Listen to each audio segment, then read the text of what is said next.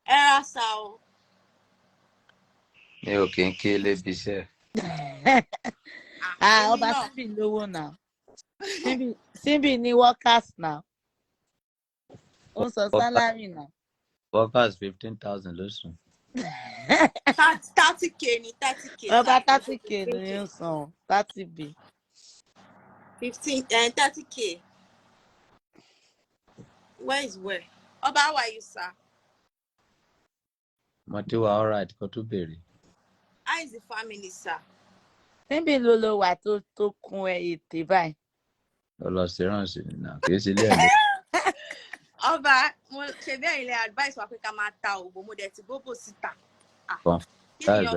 Ilé ẹ̀ ló wà yìí, ilé ẹ̀ mo mọ ilé ẹ̀, ìyàrá ẹ̀ ló wà yẹn. Kì í sí yàrá red ní yàrá. Rárá, ọba ó ti change paint yàrá ẹ̀. White bíi funfun tí ló ń lò. Ọba ní red ní yàrá. Okay, ó ti change àbí? Ó ti change ẹ̀ sí white. Ẹ mọ̀ pé ti ríran sí lọ́jọ́ yẹn. Ìbẹ́ ní kí má máa lo red mọ́, nǹkan red mọ́, so wọ́n á ní láti lo change. Black àwọn ayé tó wá gbé sókè tá a jẹ yìí kọ́ kí la fẹ́ ṣe. Honda. Bẹ́ẹ̀dì àjẹ tó. Igi bẹ́ẹ̀dì yẹn wà lọ change ẹ̀. Okay, black sir, brown ni sir, dark brown. Okay, it's brown. Brown. Yes, dark brown. Oh, Daloku brown. Ìyá tó ṣe wà pa. Adúpẹ́ kújọ́ mẹ́ta o. Ìyá àdùsọ àṣẹ ìwà lè fọ́dún ni. Wàá sórí rẹ̀ jọ pé tókì. Dáàdi kí ni ó pé tókì sọ mi ò rí o. Ọbẹ̀ má kà síta o. Mi ò rí kọ́ mi.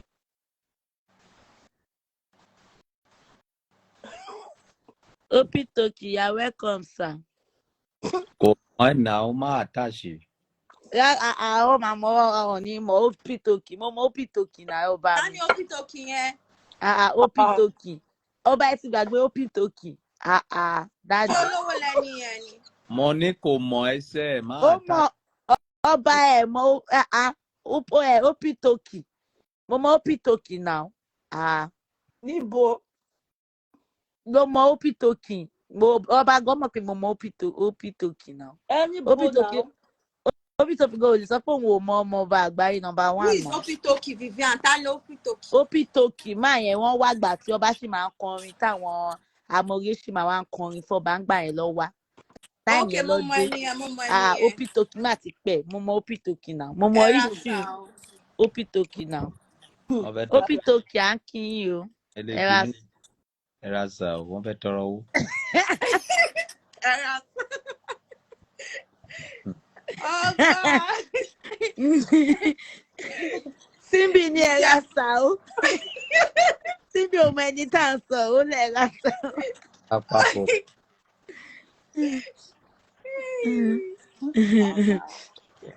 My sister, good thing. Yes, sir. Much love. We love you, sir. Compliments of the season. Opi Toki má lọ fáwọn tí ò rí ṣe yìí o.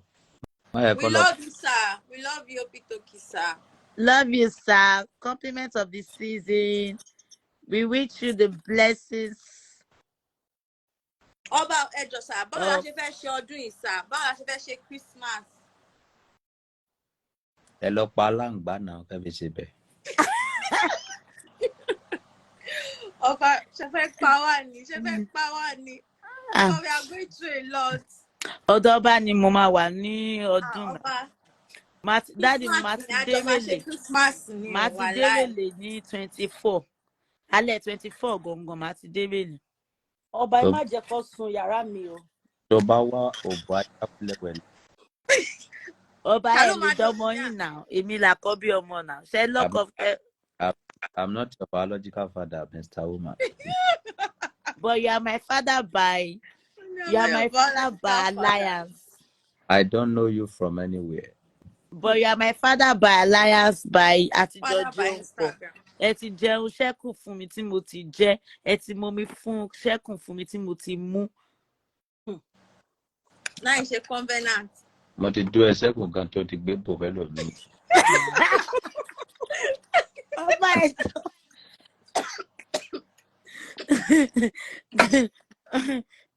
Ọba, hope my room is still intact. Hope yàrá mi ṣì wà ń bẹ̀ ọ́ ẹ̀jọ̀. èmi ò Anybody má sì. èmi àti wà lè pàdé mọ́ mi ò lè fẹ́ wọ mọ́ wọ́n ti lọ. Your wife, àsìkò your love. síbì ti lọ ó ti dùgbàdí ayé. Now share up your mouth. Ọba, your lover. Ọ̀gá ọ̀ máa ṣe o. Ọba báwo lẹ ṣe fẹ́ kí n ṣe life mi báyìí? lọ bá àwọn ẹlẹ́bí tẹ́jọ́ ń kóra yín kiri. Ọba kí lẹ ṣe fún mi gan gbàtìgbà tí àtìgbàtà ti fi mí sílẹ̀ mi màrókòdò kí ló ṣẹlẹ̀ sà? Ṣé ló ẹ fi má lù sí mi lára àbí má gùn àbí kí ló máa pè kíní ẹ̀ ni? Àgádágodo wà nínú òbò ẹ̀ ni. Mo dẹ̀ sọ lóòótọ́ ó wà ń bẹ lóòótọ́. Wàláì ọpẹ́lọpẹ́ díndùn life mi ṣá. Ọba báwo ni Simbi ṣe lè yọ kinní yẹn kúrò lára? 250,000. Ọba ẹ lọ. 250,000. Ọba níbo lẹ fẹ́ kí n ti rí ìyẹn báyìí? tó bá ṣiṣẹ́ olóṣooṣù kan wà rí. Ọba iṣẹ́ Oṣù kan gan ti pẹ́ jù náà. Ọba oṣù kan ti pẹ́ jù. èlò lẹ́ ń gbà báyìí tẹ́ bá lọ sí dé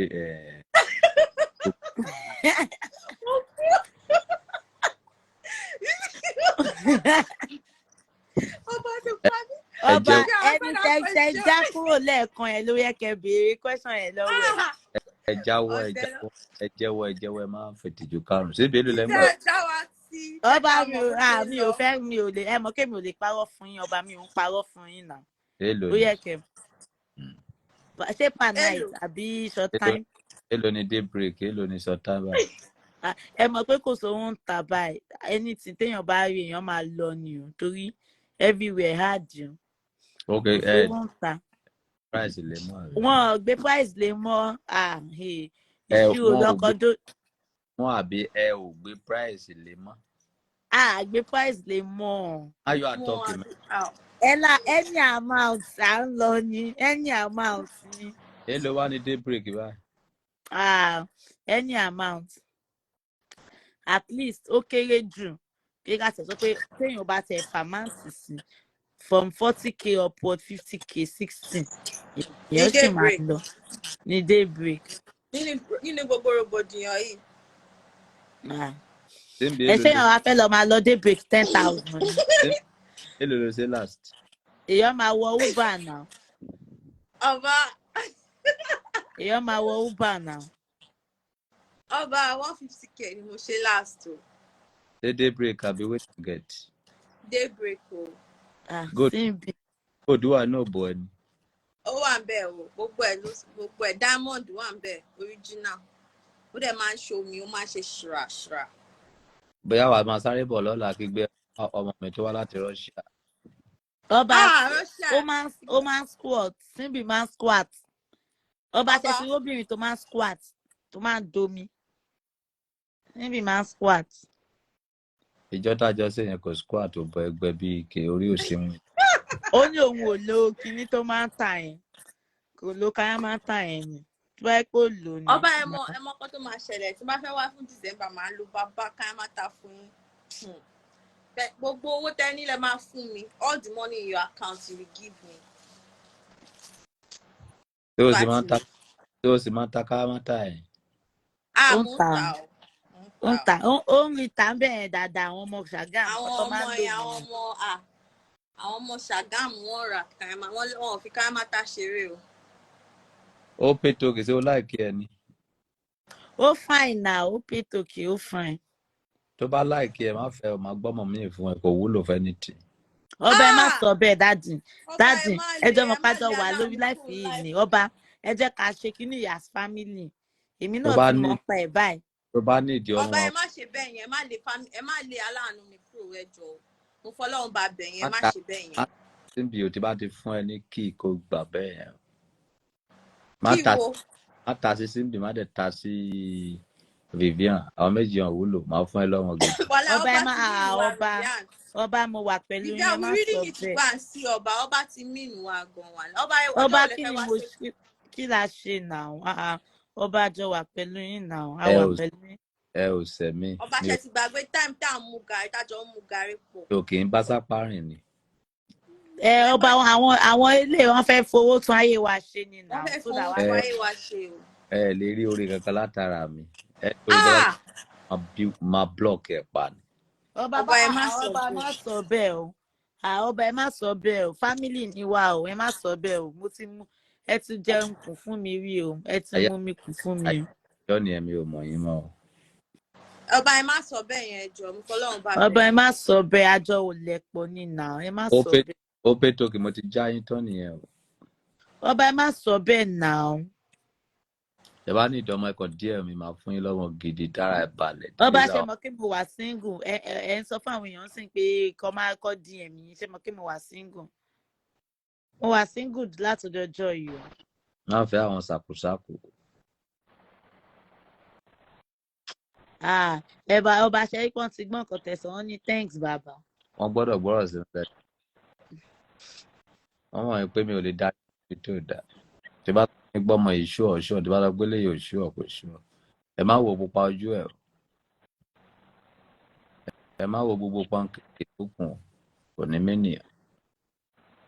A ní pé ìyá Joshua wà Nàìjíríà ẹ̀ ṣe mo lè fọwọ́ yẹn sọ yẹn. Ọba so mi ò ṣú ọba mi ò ṣú ọmọ. But there was a time where you were like, Simbi is the most beautiful, Simbi is the best woman. Oba, you are like Nigerian government, sir. Oba. But if I can't go for you, better not. Simbi ni. Oba, you just, Oba, you don't eat around for me Chief, to doubt. You're welcome. Ní ìwà àti ìyá Joshua, ta ló kọ́kọ́ tọwọ́ mi? Ta ló kọ́kọ́ ṣe kí ni sà? Ta ló mọ ọkọ mọ̀ náà méjì? Ìyá Joshua ni nà. Ẹ jẹ́ kó fúnra ẹ̀ dáhùn náà, ìyá ẹlẹ́jọ́ wẹ́wẹ́. No, wait. Last year, Ìyá Joshua was number 13. Mo kọ́dé sí palace before Ìyá Joshua. Ẹ lè mọ Ìyá Joshua normal, but I was in the palace before her last year. Ṣé owó number 13, I was tó number 6. owó tó bá ẹ Number san 4. ṣé owó tó bá ẹ san ìwọ tó rówó sọ tó yẹ pé mo pampers Let me ẹ wọ. tell you what, Oba. You paid my dowry. That's to show how special I was to you. You paid my dowry. I was very special. You paid my dowry, Oba. I was so special to you. Do you know that? And I know. Do you know that you used another person's number that time? Yes. Ọba but kí ni Simbi lò fún yín gbà yẹn gan? Ẹ mọ̀ kí mò ń sọ kí ní gbà yẹn. Mo rò epo máa wúlò. Ọba ẹ mọ̀ kí mo dẹ̀ sọ nígbà yẹn ẹ gbà mí gbọ́. Ṣòṣòun òun kọ́ ló délé yìí. Mo rò epo máa wúlò ńgbà yẹn ni mi mọ̀ pé ìfàwọ́rajà ni. Oba, why did you stop loving me now? You shouldn't have done that to me. I gave you my heart. I gave you everything I had. You were the only man in my life. You shouldn't have done that. You gave me hope to live. You gave me hope that there was love. You loved me genuinely. Like, you defended me everywhere. Woman, hold your love. Àsìkò ẹ ti lọ nìyẹn. Shut up, I'm talking to my husband. Don't interfere. Wàá sórí rẹ̀ ọmọ. Lọ́mọ òsì, dádì mi. Lórí ìkọ́ tó sọ ẹ̀ pin account number kí fún ní 500 naira kó lọ fi jẹun. Ẹ ṣe dádì mi. Mi ò ní wá yín tí bàbá mi. Oba, you were the love of my life. Simbi wọ́n ní kò hold love ẹ̀ àsìkò ẹ̀ ti. Ọba mo ti kọ síbẹ̀. Mo gbọ́ information kan sí lóòótọ́ ni. Kí ló ṣẹlẹ̀? Mo gbọ́ bí wọ́n arrest Atakoro sí lóòótọ́ ni. Tani? Atakoro. Ọ̀pọ̀ àwọn Instagram ò máa Atakoro, orí TikTok láti máa Atakoro. I don't know the person. Oh, lè mọ̀, ẹ má wọ̀rọ̀. Ìyá Joshua ti di TikTok celebrity o. Kò sí ibi tí Ìyá Joshua ò sí ń bẹ àwọn Ìyá Joshua. Àwọn ìyàwó Joshua na celeb. Àwọn ìyàwó sẹ̀pẹ̀tẹ́. Ọba mo ti pin account mi now. Àwọn holy center ti lọ. My head don't catch you, get. Orí Simbi ti le jù.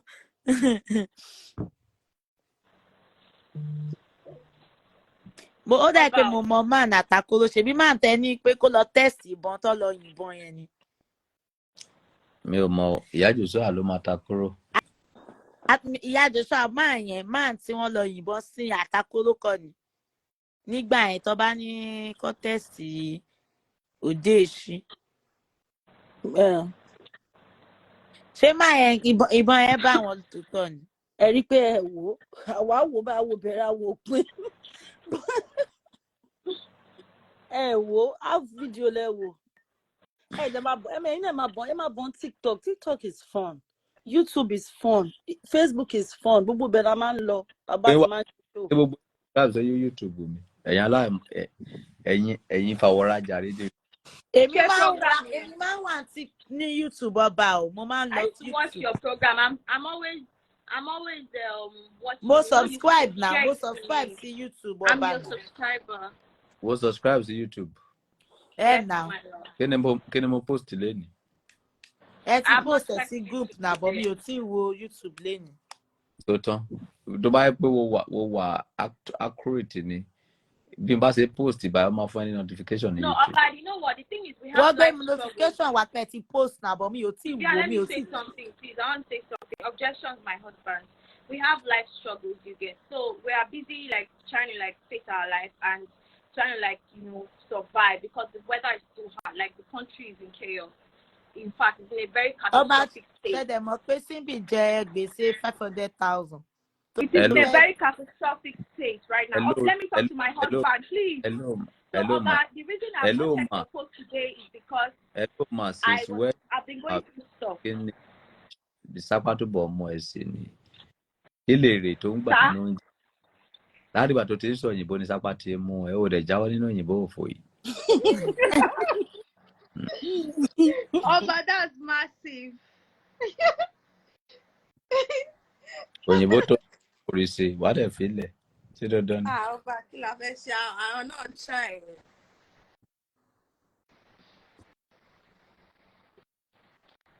Ó kọ òyìnbó yìí náà ni. Òyìnbó la fẹ́ jẹ. Ṣé yẹn la fẹ́ jẹ ni? Rédèrèdè. Mo ti jáde university ṣe more than 1 year. Ṣọ́ọ̀bù ló ń jókòó sí. Wasting of time. Bá kí lè tó pé mo lè ṣe báyìí? Ṣé kí ni iṣẹ́ wo ni mo lè ṣe? Aside ṣọ́ọ̀bù ni. Lọ máa ṣiṣẹ́ ní lọ máa ta àgbo ni. Bóyá kó máa ra àgbo lọ́wọ́ ògìdán kó máa tún ta. Àgbo àbí òbò èwo lẹ sọ bá? Don't do àgbo Simbi, go and do iṣẹ́ ọwọ́. Tailor àbí irun. Ṣé kó ẹsẹ̀ lọ kọ́ṣẹ́ tailor lẹ́sọ̀ ní àbíta ni? Bẹ́ẹ̀ni, àti tàbí irun. Ṣé o Simbi máa lọ kọ́ṣẹ́ kí Simbi? Ẹ̀ẹ̀mẹ́ tó lè kọ́ṣẹ́ láyé. Iṣẹ́ eléyìí tí bìbí à ń kọ́ kílà bọ̀ ẹ̀. Oko ló fi ń dó kiri. Òkè jókòó ṣọ́ọ̀bù. Èmi ń lọ ṣọ́ọ̀bù náà ojoojúmọ́ ni mò ń lọ ṣọ́ọ̀bù. Wọ́n sọ bẹ́ẹ̀. Wọ́n máa ń ṣe láìsí náà. Sápá ti báyé Vivian jẹ́ tó ti lọ ṣọ́ọ̀bù fún un. Mo ń lọ ṣọ́ọ̀bù náà, mo ń lọ ṣọ́ọ̀bù. Ọ̀pọ̀lọpọ̀ wúkọ̀pù lára Simbi. Bóyè bí Simbi ṣe ṣe ohun ojú ni. Simbi go to mechanic, ta ló sọ bẹ́ẹ̀? Ọba tó mo ṣe wúkọ̀pù àbí? Ẹ̀yin lẹ kọ́ mẹ́ni, ẹ̀yin lẹ ní kí gbogbo ìta. Ọba ẹ̀yin náà lẹ advice wa pé ká máa gbogbo ìta. Ọba mo fẹ́ béèrè question kan lọ́wọ́ yẹn, má bínú sá. Kí ni as a lady kí la lè ṣe tó yẹ pé like what are we supposed to do as ladies for us to know that yes so àti ready láti settle down like at this stage kan tẹ́ okay yes we have attained a particular height where we know that yes we are comfortable. Ẹ máa ní 10 million naira account. Ṣé ọkùnrin àbóbìnrin? Obìnrin lady ni mo sọ. Ọdún wo la tó fẹ́ ní 10 million lákàntì? Vivian jẹ́ kó bá sọ̀rọ̀ náà ní sùúrù. wàá ní 10 million lákàntì wàá dẹ̀ ní gbogbo ẹrù tí obìnrin máa ń lò nílé ọkọ. Ẹrù like bí kíni sà bí aṣọ àbí kíni. Aṣọ, comfort, everything and so on and so forth. So wàá dẹ̀ ní lóbò. Kíni sà? Irun. Hair. Yes, ó gbọ́dọ̀ wà lókè òbò. Now èèyàn máa gẹ irun style, ó máa gẹ style ni. Irun ò bá sí lórí òbò tó bá marry. Òbò. Okó ọkùnrin yẹn ò ní pẹ́ lá. Ní àpé mo ní. Jẹ́ ká sáré wò. Rárá sáré jọ.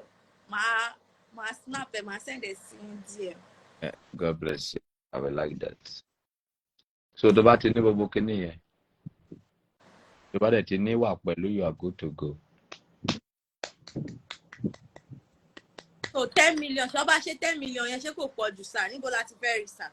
Ṣé obìnrin bá 10 million tó bá lọ sílé ọkọ, ó fẹ́ lọ jìyà ń bẹ̀. Ọba ṣé àwa la máa feed ara wa ni àbí ọkọ ló máa? Táwa la máa dáná fúnra wa ni àbí? Do you want to marry because somebody should feed you, or you want to marry because of just happiness? Happiness. Happiness and everything is inclusive, Oba. Oh, no. If you marry because you want somebody to carry your bukata, you failed. So you need to marry because of all happiness. Don't marry because of you want to have a kid. Don't marry because you want to be knacking. You only marry because of happiness, to have rest of mind. But if you marry because of something, you have failed. Don't marry because you consider somebody to carry your bukata, man. You carry your bukata by yourself. Because if you put a heavy bukata on top of man, they will drop you aside and run with another woman that can take care of them. But about marriage, according to the Bible, marriage, it is written in the Bible that when a man finds a wife, that the both of them will become what? They will become one. They will become one, not to carry bukata. Okay, why are they becoming one? If the man will not, it is the responsibility of a man to take care of his wife and his children and his family in general. Hello, woman. The reason why they become one is to reason together, think together, do something together, not to carry. What's the thing they are doing together? God bless you. For example, if I want to do something and I have half, you can join it. If you want to do something, you have half, I can join it. If I want to do a business and that business can generate some profit, if the money does not complete, you can help me. If I have an opportunity that you want to do, that I know that the thing that can bring some promotion to this family, I can join my own money. Not to buy ear for you, not to buy stupid clothes for you, not to buy a sowon for you. That is a stupidity, man. Okay? So in other words, you are saying that married today because they want somebody to be giving them money to buy ear, to go to party, to buy a sowon, to buy a sowon. That is stupidity, man.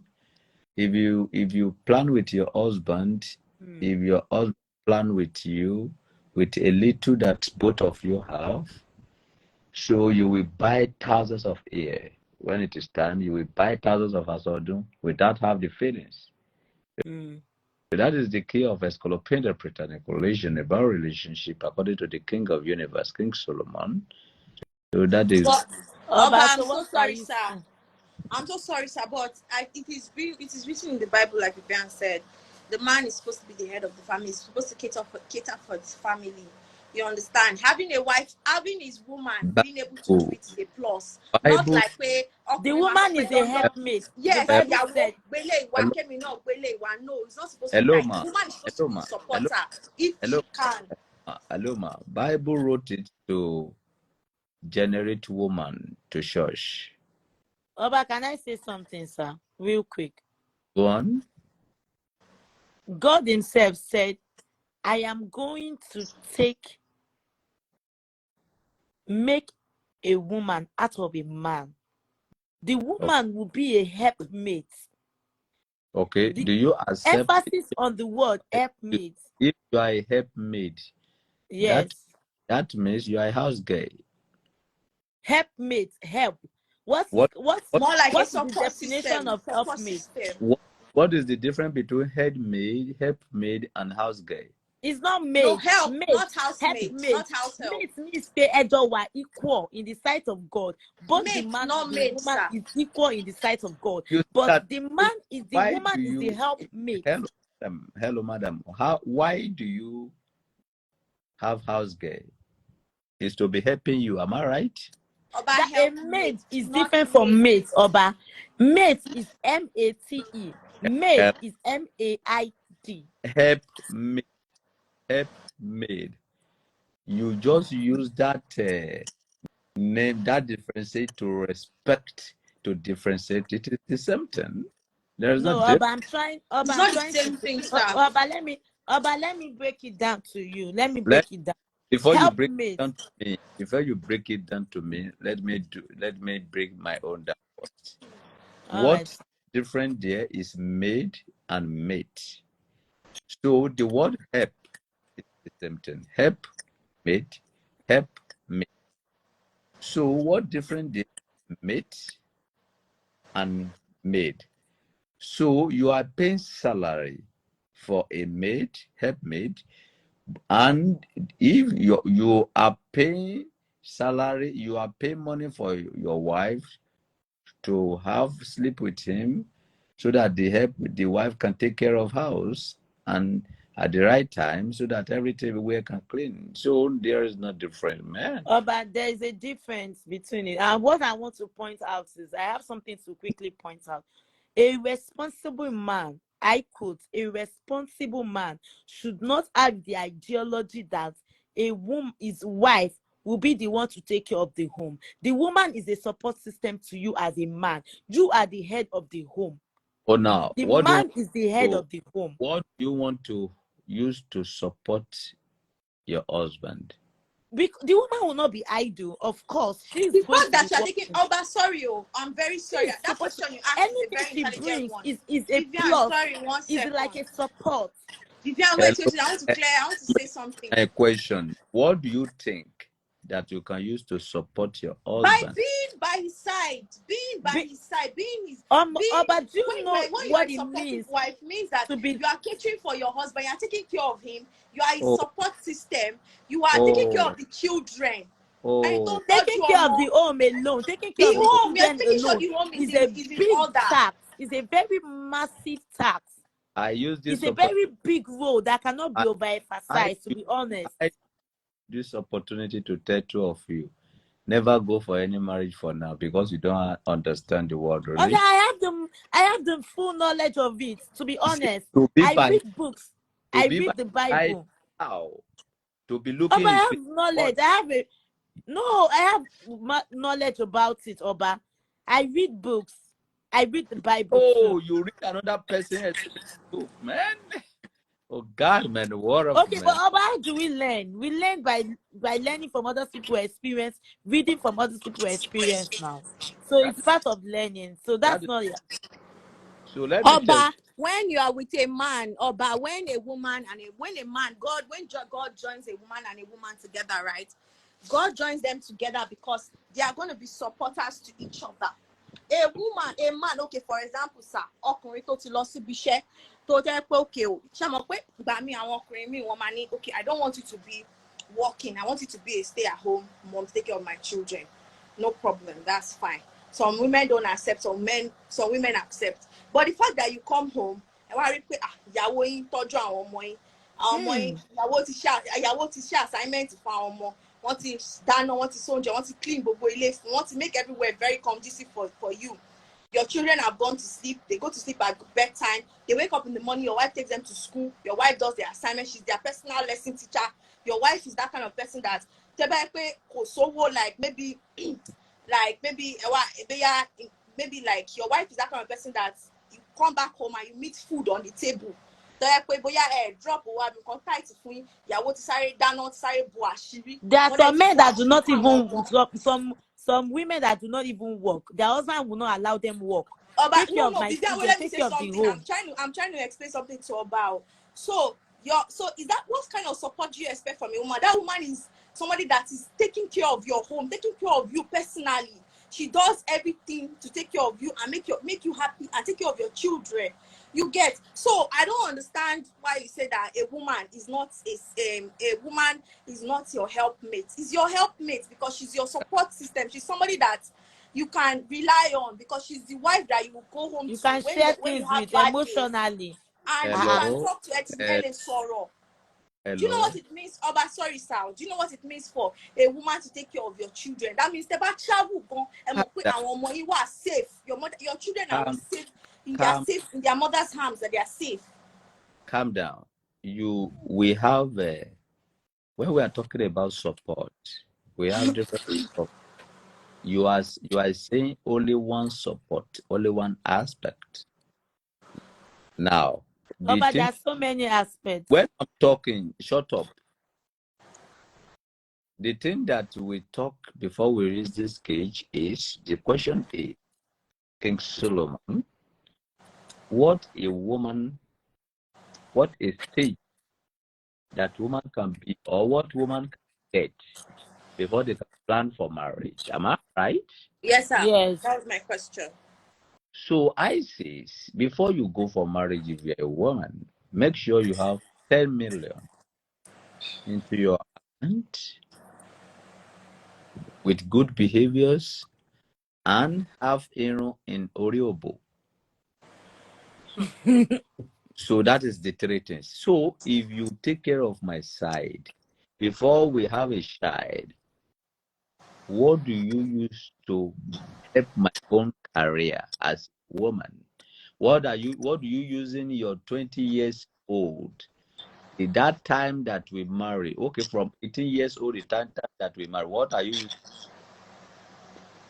using it to gain? What it? What do you use to lift me as your husband? Is it just caring or mouth or to be cooking food only? That is what I'm asking. Are you telling me that I'm the only one to take care of you from day one to the end? It's not possible, man. I'm not a trailer. But so do you mean that what you are trying to say is that the woman is supposed to be a slave to the man? Is that what you're trying to say? About David, what we are talking here is that the foundation of that woman get impact, both money, both spiritually, both physically, both caring. But if you don't have any financial impact in the foundation of your relationship, you are nothing as a woman. So, but if a woman does not have 10 million, if a woman does not have 10 million in her account now, you are advising that the woman should not get married. This is when I say 10 million naira, it's a proverb. Okay. That means the person should be financially okay. God bless you, man. When we're financially okay, it's a wrong English. Nobody is okay because the more you are finding money, you are never okay. But at least you can take care of yourself in a normal way. As busy why anything, ẹni tó san 30k ló sùn fún ènìyàn kò lè take care ara ẹ̀ tó bá wọlé ọkọ because ó dá mi lójú bó sì máa jẹ lédi ẹni salary. I've never owed my staff salary, sir. Yes, owó sì máa jẹ àfi ìjọ tẹ́ bá wá títẹ́ ti bí bàtà. No, I don't do based on that, sir. Business is not about that. But if it is only this your business that you are selling now, you cannot avoid pay that 30k. If you marry with this your business, it's never okay. Before you can marry as a woman, ó kéré pé o lówó lákàntì rárá, o gbọ́dọ̀ ní 2 million naira. O lówó rárá nìyẹn. But in a maximum way, you need to get 5 million naira. So, kí ni 5 million naira yẹn wà fún? Kì í ṣe pé o fẹ́ lọ kówó yẹn fọkùnrin yẹn. Kì í dẹ̀ ṣe wípé owó yẹn tọkùnrin yẹn ni. Ó wà fún wípé ibi tí mo ń lọ yìí tó bá ṣẹlẹ̀ wípé ọkọ mi yìí kò ní agbára láti ṣe bó ṣe tó. But báwo lè obìnrin ṣe máa fẹ́yàn tí ò ní agbára láti ṣe bó ṣe tó? That is the problem you have. So ó ń wá ọkùnrin olórí ẹrù tó máa ti ṣe But gbogbo that's not the point. No, That's but if I'm financially stable to an extent, my man that I'm going to end up with should also be financially stable to an extent. Wait, you say so. Tí ọkọ ẹ bá wà good financial stable encyclopedian, tí wọn náà bá wà good financial encyclopedian, ó máa jẹ́ kí ògo ẹ̀yin méjì kó sáré. Ṣùgbọ́n tí ọkọ nìkan bá wà good financially, tí obìnrin bá jẹ́ to provide anything, that woman is a waste product. Okay? So that foundation of relationship is very, very important for a woman to have impact. Ó lè wá dé méjì kí ọkùnrin yẹn sọ pé okay, ìyàwó mi má ṣiṣẹ́ mọ́. Tó bá dẹ̀ sọ fún ẹ pé kó má ṣiṣẹ́ mọ́, ó gbọ́dọ̀ máa san owó fún ẹ̀ka ọkùnrin yẹn because ó lè di ọ̀la kíjà ṣẹlẹ̀. Ó gbọ́dọ̀ máa san salary fún ẹ tó fi ìdí tó fi sọ pé kó má ṣiṣẹ́ mọ́, bóyá kó máa take care àwọn ọmọ ni o, bóyá òun ò fẹ́ kó stress ni o, ó gbọ́dọ̀ máa lóye tó máa wọ àkáǹtì ẹ ní every month so that kí obìnrin yẹn má ríra ẹ̀bí ẹni tí kò ṣiṣẹ́ because ẹni tó ń lọ síbi iṣẹ́ tó ń dé tó ń gba sálárì àti ìwọ tọ́kọ ẹ sọ pé kó jókòó sílé kó máa fún ẹ ní sálárì tó dẹ̀ ń san, kò sí yàtọ̀ ẹ méjì. But ọkọ ẹ gbé ẹ sílé kò sọ sálárì fún ẹ, ó wá ní kó má ṣiṣẹ́, orí burúkú lọ. Ìjọ tí ẹ bá tó bá lé ẹ jáde, you are going back to square one. So everything is planned. Tọ́kọ ẹ bá sọ pé kó má ṣiṣẹ́, béèrè lọ́wọ́ ẹ wípé ṣé wọ́n máa san sálárì fún ẹ ni? Tí ò bá ti sọ fún ẹ tó bá gbọ́ sí lẹ́nu, wà ní problem. But tó bá sọ fún ẹ, gbọ́ sí lẹ́nu. But in your foundation of your relationship as a woman, you need to have a strong something that you need to sponsor the relationship so that she can run, she can move faster. So whether you like it or not, you must have it.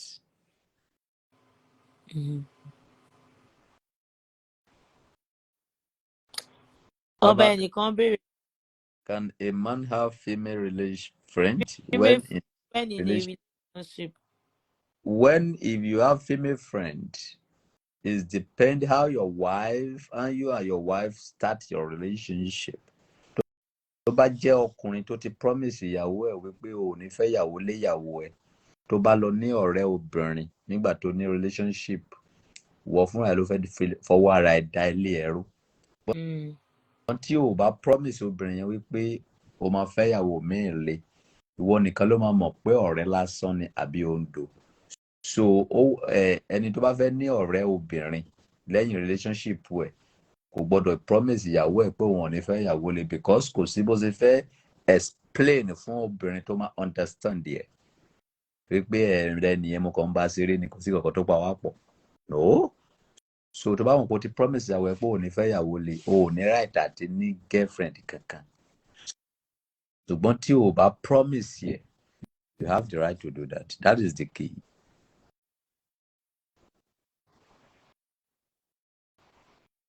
Ṣé ìyá Jésù wá sí wa ń bí ní àbó ó ti disappear? Ọba mú wa ń bí. Kí ni kò sí bímọ? Wọ́n sọ pé kẹ́ á dùn. Ọba mú wa pẹ̀lú yín sà. Ẹ̀yin mà ní ìyàwó tó ṣùọ̀ ní gbogbo àwọn ìyàwó tí mo fẹ́, gbogbo àwọn tó kún fáwọn ọ̀rá jẹ mà ní ọmọ àti gbogbo. Ọba àwọn ìyàwó tó ń ṣọ wà náà ọba. Ó yẹ kẹ́ máa praise àwa tó ti wà ní. Àti wọ́ àtàwọn ìyàwó kò sí lè tó wúlò ní gbogbo yìí. Ìyá Jùsà nìkan ló wà lójú ọpọ́n báyìí. Àmín.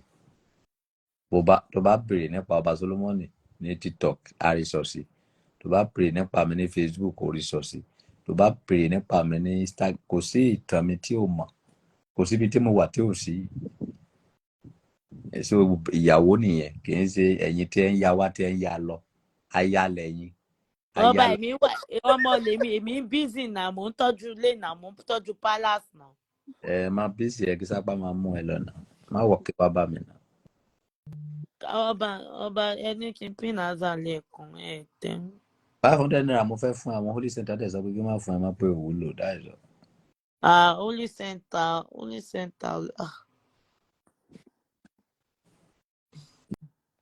Jọ ẹ̀dẹ̀ ayé mu. There is no key to marriage. Just find what works for you. Marriage, even getting divorced. Yeah, of course. The thing that one I think about marriage is there is no key in marriage. Bomio. You have to be. There is key in marriage, okay? Emotionally. But we have different type of keys. Let me tell you something. If you marry a billionaire, if you don't have anything, you are a house girl.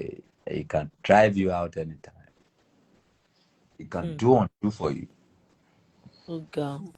Don't let anybody deceive you. If you marry, you are legal.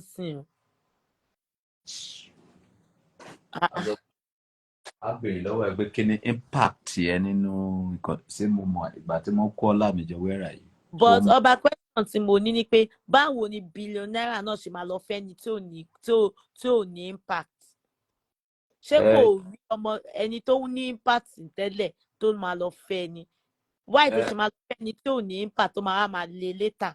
Why? Ó possible because ṣé mo pa àwọn olówó kan wà tó jẹ́ wípé wọ́n ní owó wọn láìkan fọ́ lówó bíi títí wọn wá wò pé ṣé káwọn fẹ́ tálákà kan tí tálákà yẹn bá fẹ́ lọ claim wípé òun ti tó tán òun náà ìyàwó olówó ìgbà yẹn lólówó máa sọ fún pé who are you? You are nothing in this house.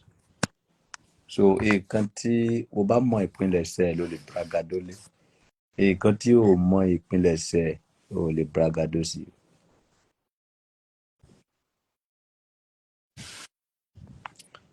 Mi mọ ọkọ tó fà tí Simbi ò lè wọlé mọ́ o. Fún tèmi gan ti fẹ́ 1%. Fún dẹ̀ mú náà ìdí. Mi ò rò pé owó fi tán náà gan mọ́. Mo sì mi ò owó epo gan ti wọ́n fún mi gan 1% ló wà bá máa tó kù. Aṣọ bẹ́ẹ̀dì gan ti jí pẹ́ta. Ẹ pẹ̀lẹ́.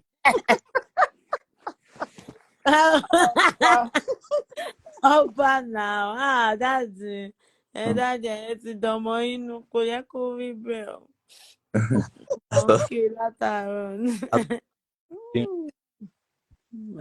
Ṣe pìtì.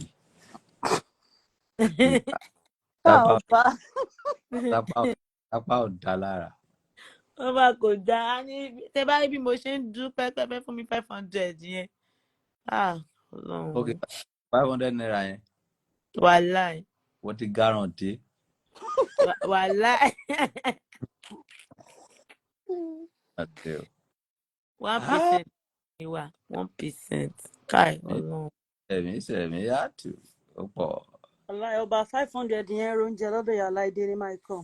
Ó ra oúnjẹ o, wàláì. Ọba ó ra ráìsì àtẹ̀wà o. Láìdé ráìsì àtẹ̀wà pẹ̀lú wàláì. Wálé booster, God bless you. Ìgboro ń ké lọ́wọ́ báyìí. Ìgboro ń ranjú. Ìgboro ń sun ẹ̀jẹ̀. Simbi mi ò mọ ọkọ tó ṣẹlẹ̀ tí ò lè wọlé o.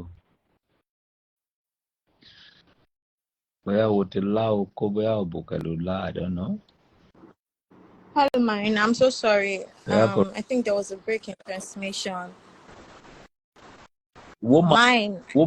Òyìnbó ilẹ̀ kò pé ẹ. Òyìnbó ò sá. Mine. There was a break in transmission. Mine. God, man. Nobody, oh God, man. But Oh God. Battery Vivian ti kú kò rówó fi ṣàjẹ́ orí náà fi ṣàjẹ́ ti ṣe pírì mẹ́. Everywhere. Ọba Vivian One really red needs device. you. Ọba Vivian really needs. So ká lè kú Vivian kú. Sir. Ó dàbí pé ó pé tòkì láìkí ẹ o. Ó pé tòkì tó bá ti láìkí ẹ máa bá lọ bọ̀ tí nǹkan tójú ẹ bá rí má padà wá sọ fún mi. Kò sí nǹkankan tó máa ṣojú wọn. Ọba ẹ má lé aláàánú Tí mi bá ti kúrò ẹjọ́. sọ̀rọ̀ fún yín ẹ máa gbà mí gbọ́. Òwúlò. My king, mine. Ẹ mọ̀ pé ìyàwó mi ni tẹ́lẹ̀ mo mọ inú ẹ̀ mo mọ ìta ẹ̀. Òwúlò fẹ́ ní ẹwà nìkan ló nǹkan tó wúlò fún ni pé kẹ́ gbé jáde lọ sí club kó sọ pé ẹ wo fine girl ó tán lẹ́yìn wúlò fún wọn. Ọba, but are you saying I'm not useful? Send me out. Good evening, Shawapa. Yeah. So what you get to pay talk, what you say thank you, what in where àbí? Ọba, wait, I don't understand. Pàròyìn fún mi. You don't want me. You don't want anybody else to want me. It's not fair. Tó bá ti mọ̀ pé tó o bá ti ní pè mí lọ́kọ̀ ẹ̀ mọ́ ẹ̀ ìgbà ẹ̀ ló free àti má máa pe orúkọ mi mọ́ ara ẹ̀ mọ́. Ìyá Joshua nìkan ló lè máa lórúkọ mi ò fẹ́ kẹ́ anybody lórúkọ mi mọ́. Okay, I should not call you my husband anymore. Yes, ká má pàdé, ká má dà papọ̀, kó bá fẹ́ fọ́pẹ́ kó fẹ́ neutrally. Yeah, I smell that. I smell jealousy, Oba. I feel like you're a jealous lover. Oba, question tí mo fẹ́ béèrè lẹ́ẹ̀kan yẹn kí network tó push me out. You know, you were saying something like, okay, Oba, wọ́n ní kẹ́ confirm owó ó fẹ́ tókì wọ́n fẹ́. Oba. Yes, wọ́n gbọ́. Well, okay, in a situation where a man asks his wife, okay, like you said, you stated it, okay, before we can go into a marriage, that we have to be like, financially stable. So in a situation whereby, that some men don't like their women to progress. They don't like their women's progress. They don't like their women making money more than them. And some men, they feel like Toba Fen Obiri to low lower is Oman belittle, Oman make one feel like maybe they are less of of their gender. You get. So they want to say, okay, I need lots low, we need to be very, very what's it called? Financially stable. But some men do not want some men want that woman that is just there. Some men derive pleasure in having a woman that is just there. Some men do not know how to contain a woman's success, sir. When Bible says, by their fruits we shall know them. How do you go and marry a man that don't want your progress in the first place? The man that don't want your progress where you are a girlfriend, boyfriend, you will know who is he. Am I right? So why do you go and marry that kind of man that don't want your progress? We have thousands of them outside there. They are the one that spoil the life of their wife. Yes. Yeah. So why do you go and marry that kind of man that don't want your progress? So if your wife, if your wife have money, it's yours. If I have money, it's my wife. Or man, don't know what type of relationship you are doing. But sometimes some people hide. Some people they don't come out clean to you that this is the kind of person I am. No. One man pretend. That's how man hide. You will know who is she. Because, from example, a man is a businessman, you are a businesswoman. You told him that you have 5 million in your account, and that man, he collect 1 million from you, 2 million, 3 million, 4 million, and she is still demanding to collect that 1 million naira. You need to know that this man, she want to turn you to another fan. She don't want you to progress. She want to collect what you have from you.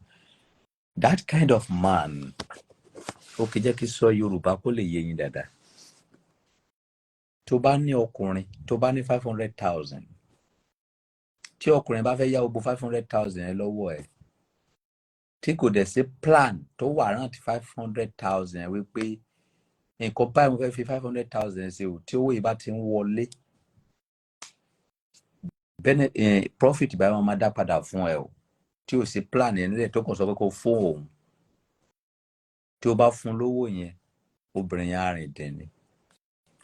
Because that man have only plan for himself, not for you. Okay, káwá tẹ̀ wá sọ pé o fún ní 500,000 yẹn, kò sí profit kankan tí 500,000 yẹn mú wọlé, kò ní ọ̀nà tí ó gbà ń fún ẹ lówó ẹ padà. Wò tó wá sọ pé o ní 1 million, ó sọ pé òun tó fẹ́ gbà again. Wọ́n àwọn ọdẹ sọ pé o mọ̀ orí èèyàn tó jẹ́. That man means that woman is a fool, man. You need any obìnrin tó bá fẹ́, ọkùnrin tó fẹ́ gba gbogbo kan tí o ní, ó yẹ kó mọ̀ wípé wọn náà ní plan náà ló fi kówó jọ náà. Tó bá dẹ̀ máa gba owó yẹn, o gbọ́dọ̀ ní nǹkan tó fẹ́ fi ṣe àti return tó máa padà sí ẹ, kì í ṣe kó máa padà sápò ẹ̀. So tọkùnrin ò bá ti ní plan ẹ wo tẹ mọ̀ wípé adánìkan jẹ lòun, kò fẹ́ plan, kò ní plan kankan fún ara ẹnìkan ló ní plan fún. Yọ̀dẹ̀ bá dẹ̀ ti ní misunderstanding wà ní problem. So that one is not a love. To yẹ pé mo love ẹ ló wà ní mo fi kó gbogbo owó yẹn fún, you are a fool. Because any day that you fight, ojú abó, á dẹ̀ máa sọ fún ẹ wípé gbogbo kíní yẹn òun ló ní. Wípé kí ló ṣe, what do you do? Á máa sọ fún ẹ pé what do you do? Èèyàn ṣé ìgbà tẹ́ fẹ́ fún lówó ṣé ẹ lọ sí kóòtù ẹ lọ ṣe ìwé ni tó fi fún lówó ní. Á lóò fún lówó kankan. Á deny ẹ lẹ́sẹ̀kẹsẹ̀. So that is man. So irú man tó bá ti lè bá ẹ plan lórí business tọ̀dọ̀ ẹ bó ṣe máa grow, kó náà plan lórí tọ̀dọ̀ ẹ bó ṣe máa grow, man yẹn kò wá rí ẹ, bá yí ẹjọ́ máa padà fi ẹ lẹ́nu. Tó bá fẹ́ irú man bẹ́ẹ̀ wà ní problem.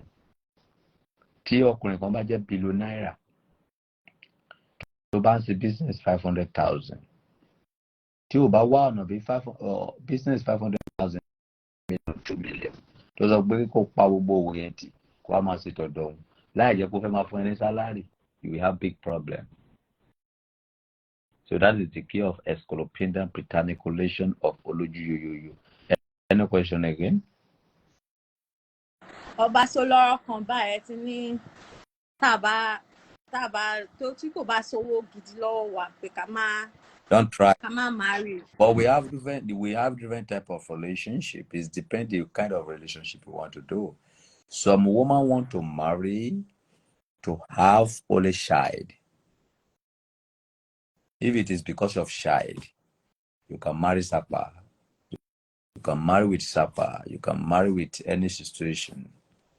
But if you want to marry to have rest of mind and happy home, you need good behaviors and some financial money in your account, whether you like it or not, according to the King of Universe. So it's depending the kind of relationship you want to have. That is the key.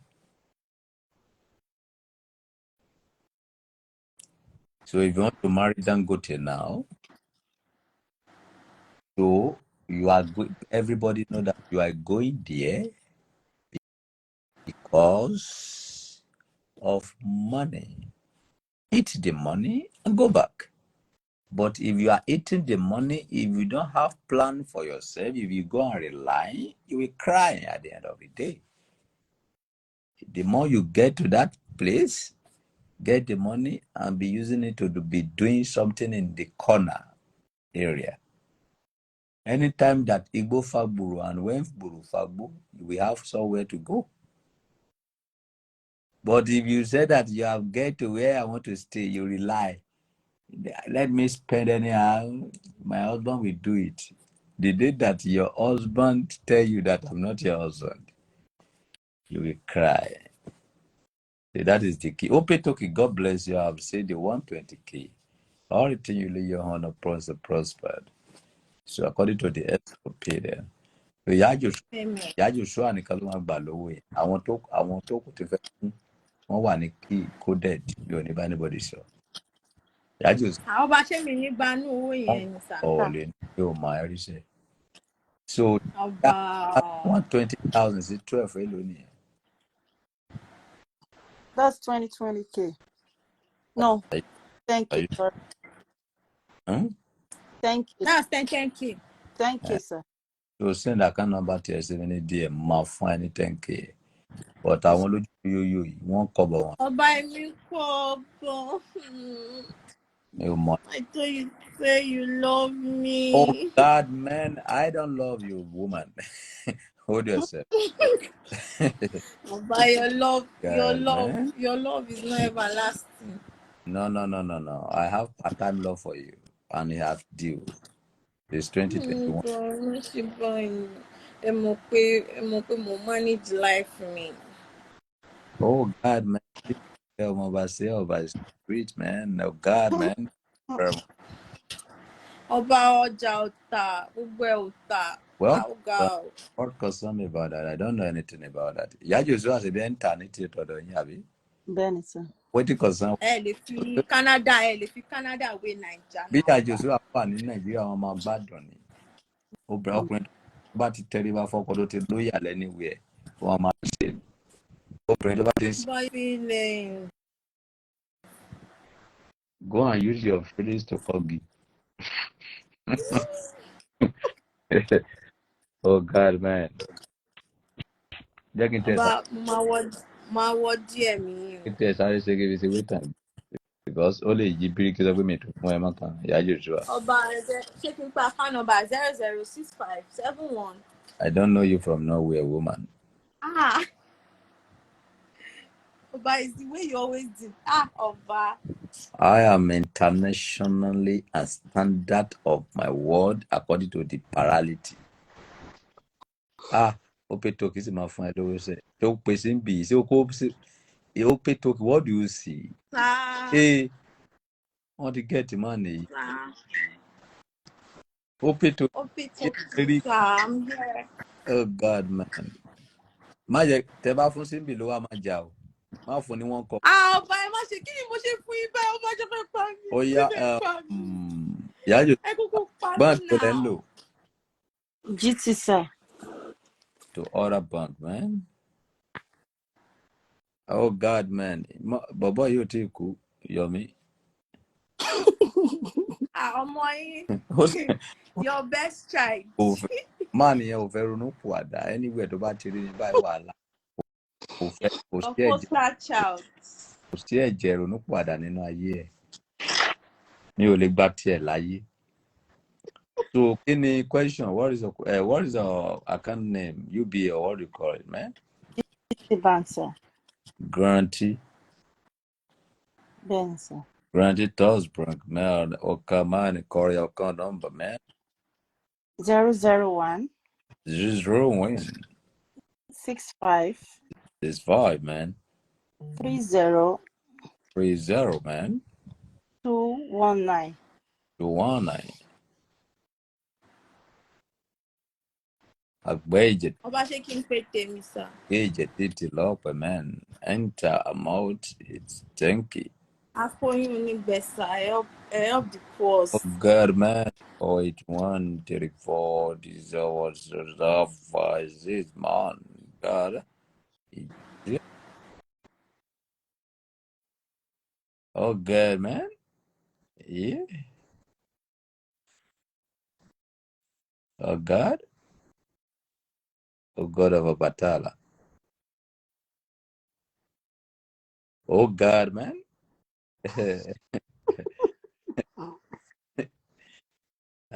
God, man. Oh God, you have seen the morning like that, am I right? Let's see what he said. Come on, Mario. But Wally, this is your receipt. Thank you, sir. God bless. I love everybody. My daddy. I love everything about you, man. My daddy. I love you too, sir. How are you? How is everything? My daddy's deceiving you. You don't love anybody. My daddy loves money. Oh God, man, you get it. Yeah. You get My it. daddy gonna take all your car, Mrs. Joshua. Oh God, man. Oh God. You're gonna remain with Omolange Eke Marua by the time my daddy finish with you. Ga. My daddy. Bàbá mi ọkọ ọmọ tí ò lẹ́kọ̀ọ́. My daddy. Okay, man. I miss you, my daddy. Oh, thank you very much. I don't miss the concubine side, man.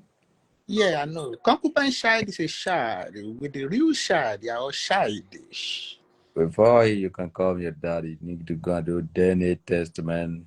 Then we can confirm who you be. My blood can never match with your blood. It's only the way in our own blood that's gonna match together. Oh God, that means that I'm weary. Am I right?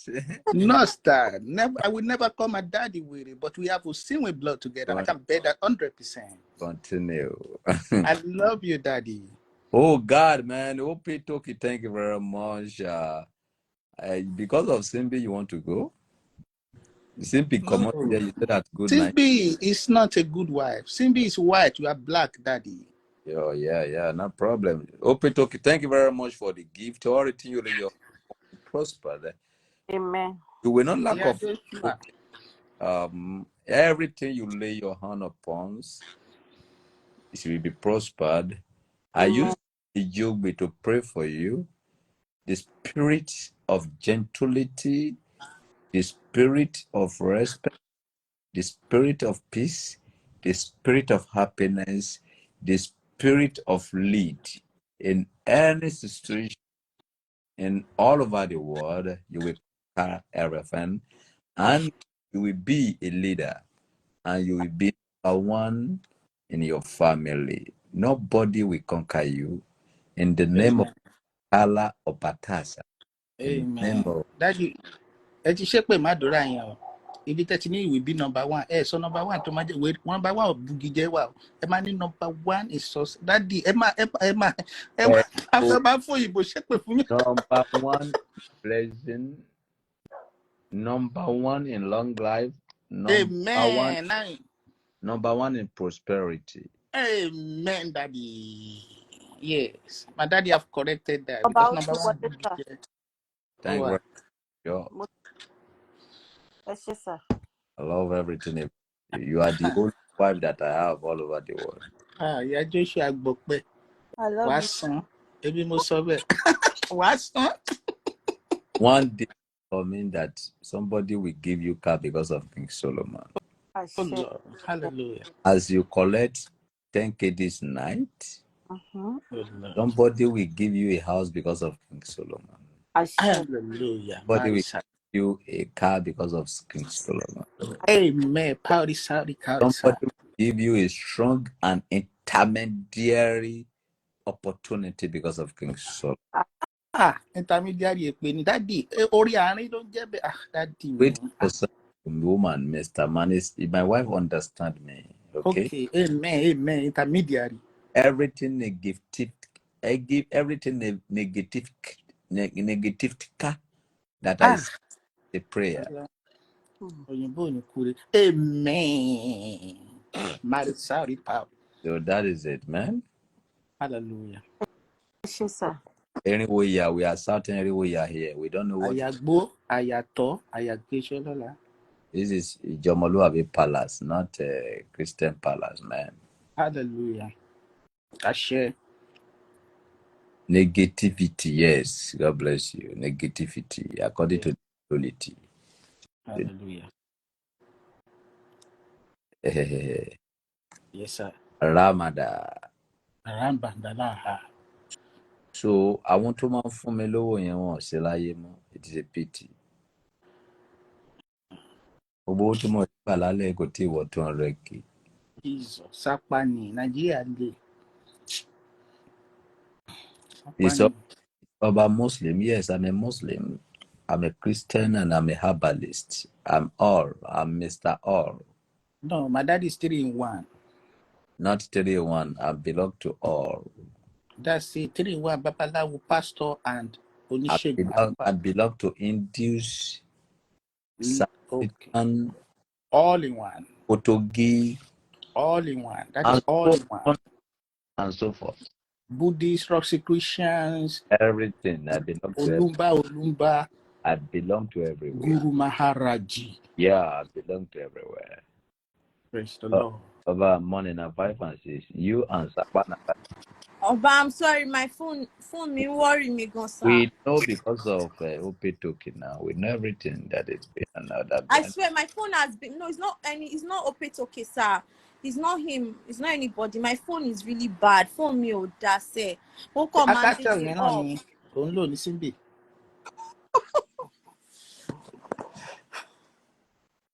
Mr. Yomi Kile saw me. Mo ní ṣe akátẹ yẹn ló ń lò akátẹ. Ẹ wo phone tí mò ń lò gan. Ó ti l'accident, sir. Yes. My daddy will buy another one for you in Jesus. I share. Àmín lórúkọ Jésù. Àmín lórúkọ Jésù. You dey play plama.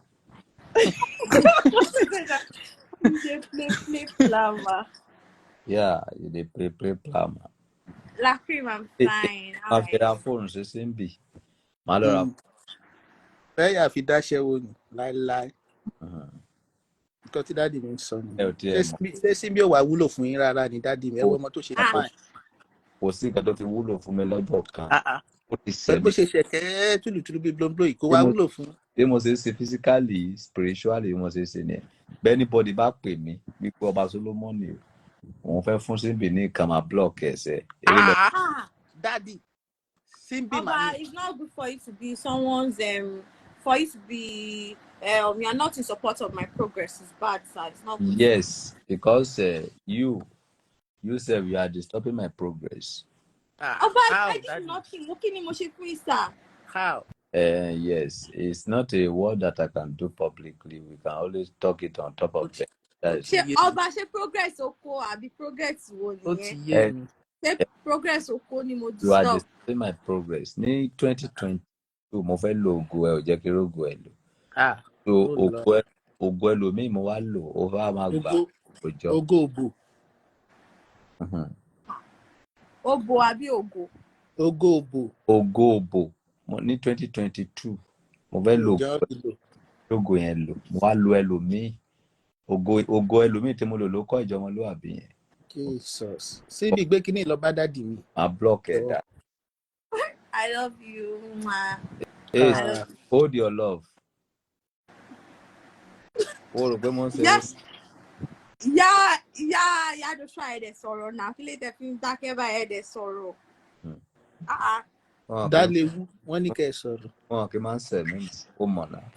Mine, you know you're the love of my life. Ọba ṣe torí ẹ̀ lẹ ṣe ṣe bẹ́ẹ̀ yẹn tẹ́ pé mi ò tẹ̀ rọ́kọ látọjọ́ mi ò rọ́kọ mi rẹ anybody tó sì ṣó dá bẹ́ẹ̀ yẹn. Láì jẹ́ pé wá san ẹ̀jẹ̀ tó jẹ́sẹ̀, ó ń ṣeré ni. Lọ sẹ̀jẹ̀ òbò. Ṣé ẹ̀jẹ̀ o? Mi ò understand. Ẹ̀jẹ̀ òbò pupa. Láìpẹ́ fúnra ẹ̀ gbé ògo ẹ̀yẹn wá kí fara. Ìfowópamọ́ síta fún yín. Oh God. Ló bá gbọ́ English dáàdì bí ní kó báwọn gbé ògo òbò tó bí mi pa kí dáàdì fọ pọ̀tùpọ̀tù. Ọba ló fi bí abẹ́. Kí farabalẹ̀ lo ògo yẹn kó yọ. Wàláì kí dáàdì mi bá gbọ́ tẹ̀ wò. Ọba Ọlọ́run ní jẹ́ kí kinní mi yọ kí ló ṣẹlẹ̀. No, tèmi bá ti lò yọ máa fi tọ́jú ẹ̀ ni máa fi take care. Ọlọ́run. Àwọn tó lọ ń lo ògo yẹn wọ́n fún ẹ lówó náà. I tell you. Okay, àwọn tó ń ṣe ògo yẹn pọ̀ ni ẹ fẹ́ bá mi tọ́jú ògo. No, ògo ẹ̀yẹn tèmi bá ti lò. Tẹ́ mọ̀ pé èmi ló mọ bí mo ṣe ń ṣe. Tí bá ti operate owó, màá máa fowó yẹn kẹ́ ẹ̀. Màá máa fi. Confirm. But àwọn tó ń lo ògo ẹ̀ sìn, ó kàn fún ọ lọ́fẹ̀ẹ́ ni. Wọn ò fi tọ́jú ẹ̀. That is stupidity. Ọba díndò ló ń lo díndò ni o. Simbi lọ bá dádì mi. Kí dáàdi bá true pẹ̀lú òbú àdẹ̀dà dúdú ní gbogbo ara ẹ̀ mo fọlọ́ ṣẹlẹ̀ ọlọ́. Go and meet my Ọba daddy. so time wo lẹ fẹ́ ká settle case yìí báyìí torí case ti lọ fà. Anytime tó bá ti hùn ẹ́ dé. Now you talk. Ẹ mọ̀ pọ́ọ̀dún ti fẹ́ parí. Tó bá ṣe é ṣe kó wá ní on the 1 kí mọ̀ pé mo fẹ́ lù ẹ́ ní 2024. From January to December we finish. Ó wá ní on the 1 kó jẹ́ pé wọ́n ni máa dó ní on the 1 ni. Jesus Christ. Ọba so nǹkan tẹ́ ń try láti sọ ni wípé ogo mi ń sìn ẹ fẹ́ bá mi lò so bí pé mi ò rí lò. Wà Mi ò mọ bó ṣe máa ń lò. Torí ìwọ fúnra ẹ̀ ògo yẹn ò wúlò fún ẹ because o mọ bó ṣe ń operate ẹ̀. Èmi lè operate ẹ̀ kó dowó kí wọ́n máa fi tọ́jú ẹ̀. Because ògo tèmi lọ lò ń sìn mo fi kọ́jọ ọmọlúwàbí ń sìn ní ìwádìí lọ́ máa fi tọ́jú ẹ̀ máa block yẹ. Dádì ni ògo mi lẹ fi kọ́ ọmọjọlúwàbí omi lẹ lò ẹ má wulẹ̀ èmi lẹ wulẹ̀ lò. Mo ṣe mo ṣe ni rédèrèdè.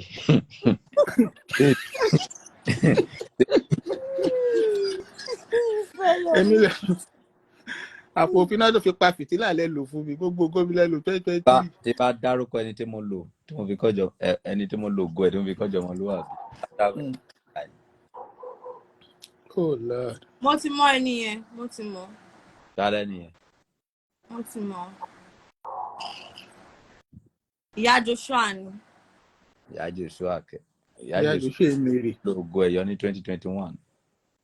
Come back. 21. Ìyá Joshua. Wọ́n kẹ́ mi ẹnìkan Mo ní máa kẹ́ mi. sunkún o mo máa sunkún. Kí ló dé báyìí? Ìyá Joshua. Ọba ṣe Kẹ́mi ni. Kẹ́mi ológo. Okay, Vivian. Ó dà pé Vivian lógo. Ẹni tí mo lò ní 2023 kò sí lórí internet.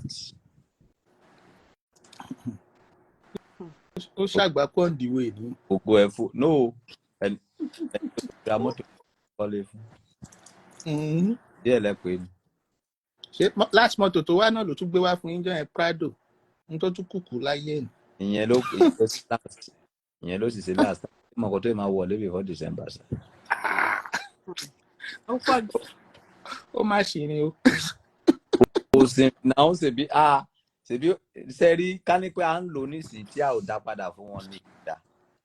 Ok, ẹ̀ ń dá padà. Ok. Ká nípa àwọn tó lo ti CBC ká ní wọ́n dá padà fún ni. Ó máa ti máa lo jet. Ó ti yé mi. Ẹ gbọ́gọ̀ yín wá kí dádì mi lò yóò sì padà wá bá yín lọ́pọ̀lọpọ̀. Tó bá yẹ gbà àwọn tó ń lò ká nípa àwọn tó ń lò pé wọ́n dá padà fún ọ yẹ kó ti máa lo jet báyìí. Àbọ̀ ó ń fàìn sí i dádì mi ó ń fàìn sí i síbi try kò ní jẹ́ ṣùgbọ́n ẹwẹ̀ kẹ́. GCP kan fine ni bọ́dì. Ẹ wò ṣé bó ṣe gbẹ́kẹ̀ wà báyìí rè ní láṣìá mo mọ bẹ́kẹ̀ ṣe papò bí agolo sóró ẹwẹ̀ kẹ́ ní. Ẹ̀rẹ̀kẹ́ wo kíní ló ṣe síbẹ̀ náà. Ẹ kí ni. Ó jẹ ráìsì máa wo ló. Ẹwẹ̀ àṣìbí ti fáyìn dádì mi ẹ wo bó ṣe kí. Olóṣorí bíi ọrùn lóṣorí bíi fùrọ̀ tí gbogbo ẹ̀ rí kẹ̀wù. Ọmọ rẹ̀ ó pọ̀. It's plenty. Hey, she blush. Ọba gbogbo ilé ẹ̀ ilẹ̀ ní gbogbo iṣẹ́ ẹ̀ ilẹ̀ ní gbogbo. Dádì mi ẹ dún fún ringtone. All the work is yours. Daddy. Tó bá mú dádì mi ṣeré Ọlọ́run á mú ẹ ṣeré. Ọba ẹ ṣáà mọ gbogbo ringtone tí mo máa ń fún yín ní ṣé last year ni àbí this year. Miss ringtone mi ni sà. Ringtone tó jẹ́ kó máa miss pọ̀ mọ́ Yorùbá àti English ni. Kò sọ̀rọ̀ kan. Ọba kí lẹ sọ Mr. Yomi ẹ fi bílẹ̀ ọba kí lẹ sọ. A ní kò sọ̀rọ̀ fún ẹ mọ́sẹ̀ gbogbo ẹ wá kí farabalẹ̀. Tó bẹ́ẹ̀ sì. Mr. Coach ó ti di Mr. Native but wo sì gbé fìlà Saudi sórí sá. Senator àtàyà lélẹ́yìí o. Thank you. Ọba Mr. Tani. Mr. Sapato.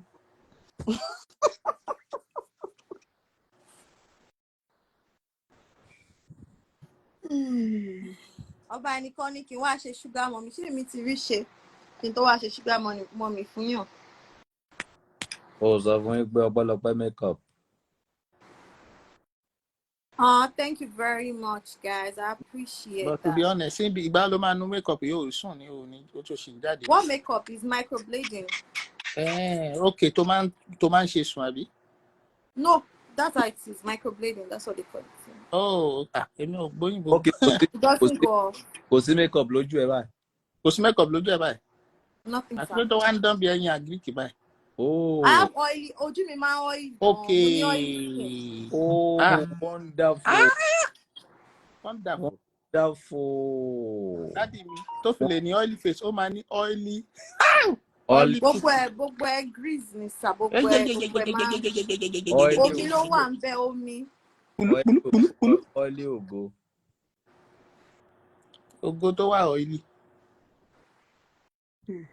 So think yourself very well before December 1. December 1 ke. No be December we dey ọba. Skype kí ló sọ pé kó díẹ̀ mọ́ ẹ̀ sí kí ló pa wà tẹ̀ pọ̀. No, the person said, Simbi, I have business for you. Business okay.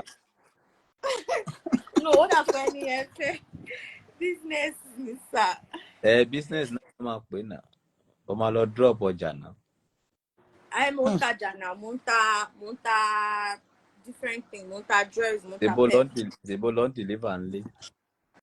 Ṣé gold ló ń tà àbí just No, I see God Ọlọ́run tí bless wa fún yẹn, but we are doing it most. I sell steel. Original steel. Bari ògo ẹ lò ní on the 1 before December before kí ọdún yẹn tó oṣù mẹ́ta tó pé o máa ta gold. Yeah, my daddy will establish you. So my use of gold. Wájú mi mọ́ sí ti fẹ́ ṣe sẹ́wọ̀n kó mo ti parí ìjọmọlúwàbí. So ayé ẹ̀ ń bẹ̀rẹ̀ ṣe sí.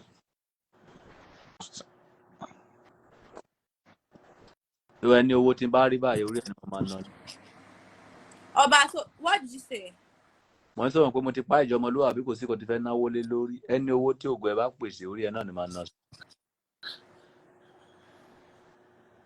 Okay. Ẹni owó okay, kò sí problem máa sọ̀rọ̀ yẹn. Má dẹ̀ ká máa cast ara olórí live. Síbi like coded thing, nǹkan tí mo fi like ẹ̀ ní ò lè kí síbi ṣe dán kó cast. Àwara wa lámọ̀ra wa. Ẹ ṣáà mo bá ṣe máa. Mr. Yomi ẹ fi mí lẹ̀. Wọ́n ní náà olóṣooṣù dey do, which olóṣù I dey do. Na every woman bí olóṣò fi gbogbo yẹn lẹ̀ máma. Ṣé wọn náà fẹ́ máa deny ni? Confirm. Àbí o gbogbo àná. Every woman bí bí ìṣẹ́ tó jẹ́ pọ́kùnrin gan wọ́n ń dó mi mò ń san wọ́n ń fún mi lówó ká tó wá sọ pé wọ́n tó lógo. Ṣé o fẹ́ máa wọ́n àìmì lọ́gbẹ́ má máa defend gbogbo nǹkan kìíní yẹn gbogbo wa là ń tògbò jẹun. Láti mi gan tẹkùn èmi náà ń tẹkùn. Ẹ pẹ̀lẹ́ o. Ìyá Joshua náà ń ta o. Ìyá Joshua coded ó gbá ti lọ deliver ọkọ̀ ìyá màámi dáléwu. Ẹ má lè ya Joshua kúrò palace ẹjọ́. Ìyá gbogbo àwo. Ọlá ọba ìyá Joshua ẹ̀ bó ṣe quiet yìí wọ́n burú o.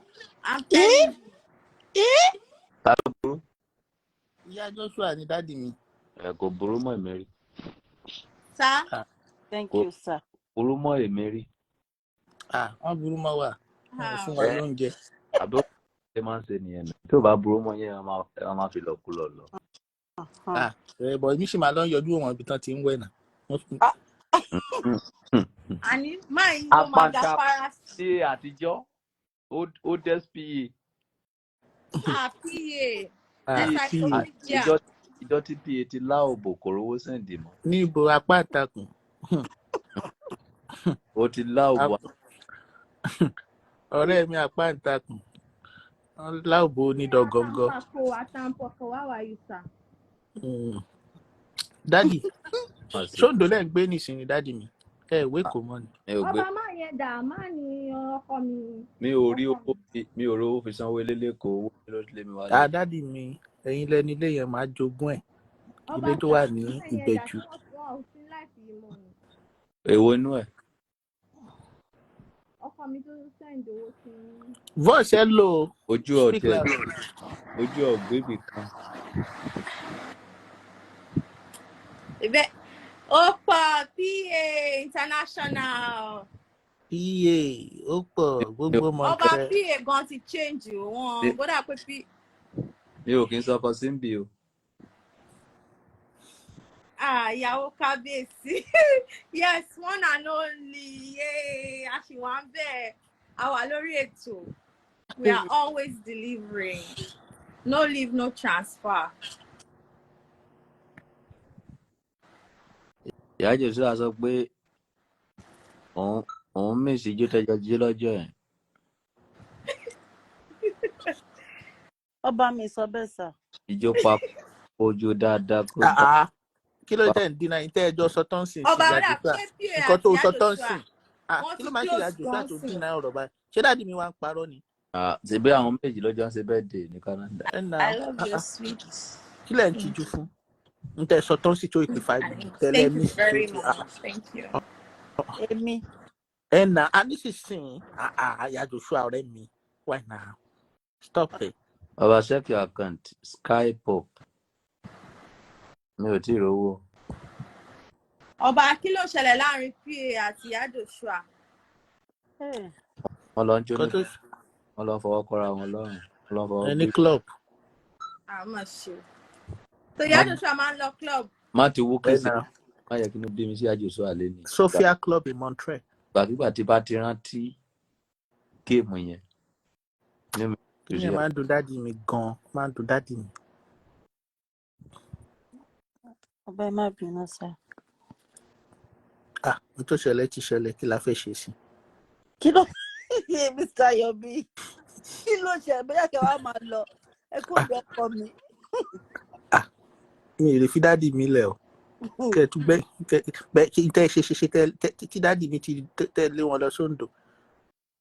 Mi ò lè fi dáàdi mi lẹ̀ mọ́ láíláí because the next thing ṣe bóyá ẹgbẹ́ dalẹ̀ lọ́nà Ìbàdàn màá tún ní dáàdi mi tún lọ. Sẹ́ǹjì profile fully. Ìfìlà Hausa ló sì dé yìí. Tani? To Benson. Okay, to Benson. Mr. Code di Mr. Buba. Mo láìkì kíní mo dẹ̀ ní o kíní tí síbí dé yìí but mi ò blue tó báyìí ó wáyé kó fine mi ò wo síbí rí láyé mi dáàdi mi á pa síbí sí lọ́rùn. Èmi ò dáàdi mi wàá fọ́yàwó yín lẹ́nu. Ọba bóyá ká fi lélẹ̀ fáwọn méjì. Ẹ fi lélẹ̀ géèmù tiẹ̀ ní nǹkan jogún ẹ ló máa sun ṣọ́ọ̀bù. Ọba òkú ṣe mọ́ tẹ́lẹ̀. Oh no, I'm for Oba, please. I'm for Oba. Oníyẹ̀yẹ̀. I'm for Oba. Oba ló ní He saved my daddy. Kọ́kọ́rọ́ òbò wà lọ́wọ́ Ọba. Kọ́kọ́rọ́ òbò mi wà lọ́wọ́ Ọba. Kọ́kọ́rọ́ òbò dẹ̀ ń já padlock lẹ́yìn ojoojúmọ́ ló ń pààrọ̀ padlock. Kọ́kọ́rọ́ fake ló wà lọ́wọ́ daddy mi.